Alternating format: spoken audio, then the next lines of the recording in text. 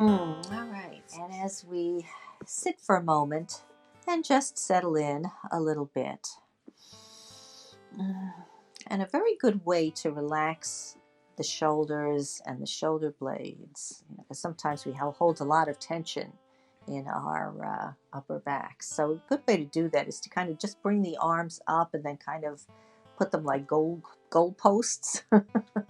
Yeah, now that we're talking about right, goal sports. posts, and then bring the elbows together in front of you, and then as you breathe out, push the elbows back and feel your shoulder blades like wings just kind of pushing together. So you really push back and push your chest out.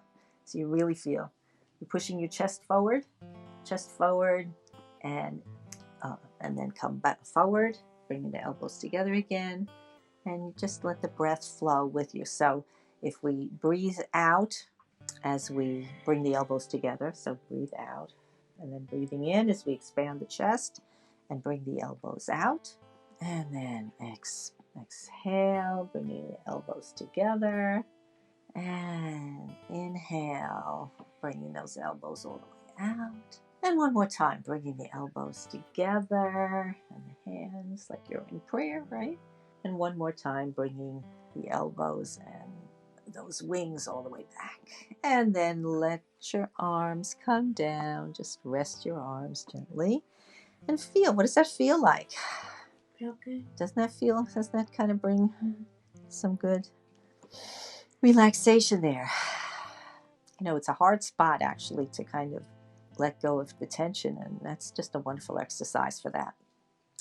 All right, so finding a comfortable seat, just letting the arms rest in wherever they feel good, putting them in your lap, on the arms of your chair, wherever. And letting the breath just flow effortlessly in and out.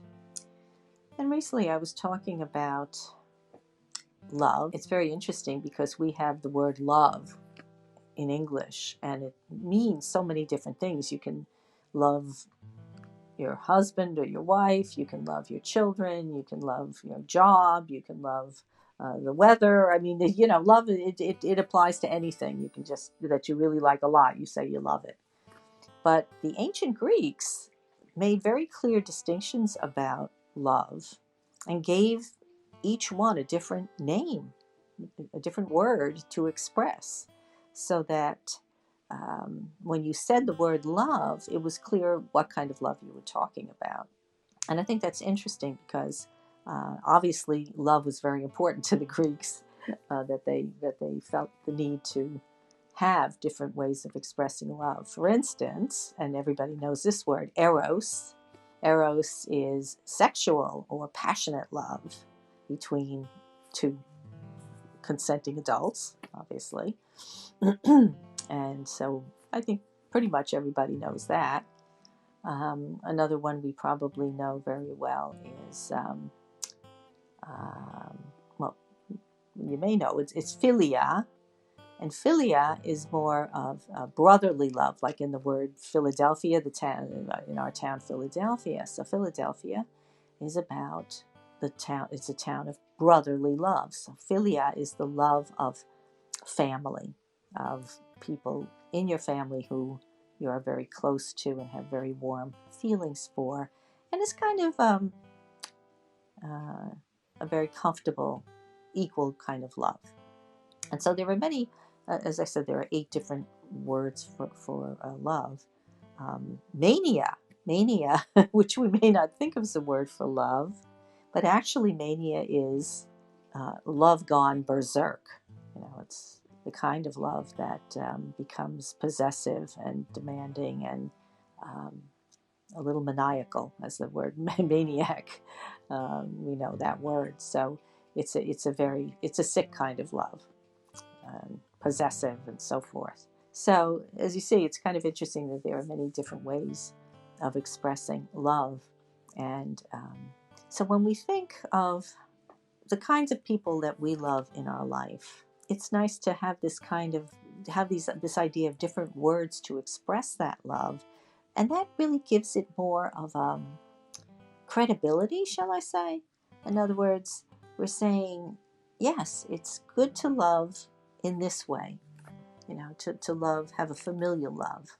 And it's good to have a sexual love, if that's where you're at. Or it's good to have ludos, which is a very cheerful, light, flirty kind of love. And I'm trying to think of some of the other ones, which escape me at the moment. But so, it's nice to know that you can express just what you want to say for what you mean at that moment. Because love can be so many different things for us.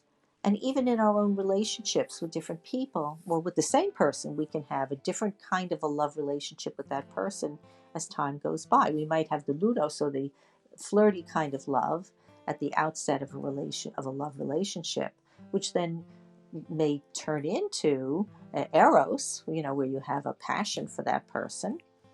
And then as the relationship grows and matures, it becomes, I can't think of the words, not philia, pragma, which is the love of a mature love, long-term, understanding love, pragma. So many couples who've been married for many, many years, you can say, have a pragma love. So isn't that wonderful to have that ability? So let's think about, just spend a couple of minutes now and think about the people in your life and who what kind of loves do you feel? What kinds of different ways do you express your love?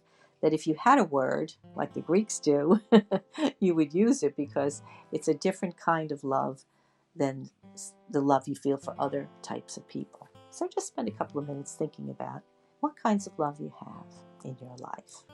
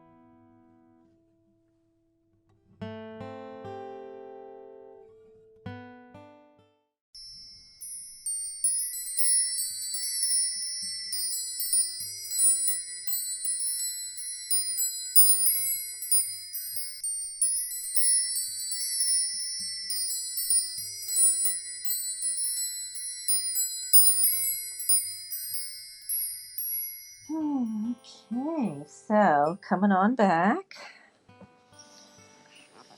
And let's take one more full, slow, deep breath in, preparing for a return to our everyday experience. So breathing in.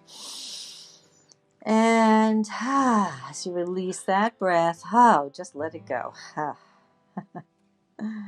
And you can let your eyes come open, and we are here.